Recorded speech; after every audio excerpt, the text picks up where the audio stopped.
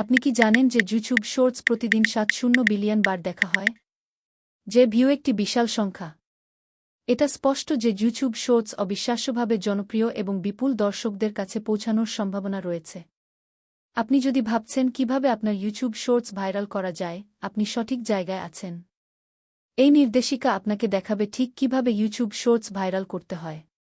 আকর্ষক বিষয়বস্তু তৈরি করা থেকে শুরু করে সর্বাধিক দৃশ্যমানতার জন্য এটিকে অপটিমাইজ করা পর্যন্ত আপনার যা জানা দরকার তা আমরা কভার করব এই গাইডের শেষ নাগাদ। আপনার ইউটিউব শর্টসকে আলাদা করে তুলতে এবং মিলিয়ন ভিউ আকর্ষণ করার জন্য আপনার প্রয়োজনীয় সমস্ত টুল এবং কৌশল থাকবে। তো চলুন শুরু করা যাক এবং আপনার ইউটিউব শর্টসকে ভাইরাল করে তোলার গোপনীয়তাগুলি আনলক করা যাক। কিভাবে ইউটিউব শর্টস ভাইরাল করবেন? বিস্ফোরক বৃদ্ধির জন্য একটি প্রমাণিত কৌশল।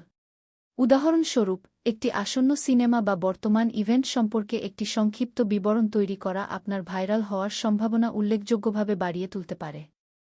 যা উত্তপ্ততার শীর্ষে থাকার জন্য গুগল ট্রেন্ডসের মতো টুলগুলিকে কাজে লাগানো আপনাকে একটি প্রতিযোগিতামূলক প্রান্ত দিতে পারে। একটি দুর্দান্ত ধারণার জন্য মানদণ্ড। ভিডিও ধারণাগুলি নিয়ে চিন্তাভাবনা করার সময় 4টি প্রধান মানদণ্ড বিবেচনা করতে হবে।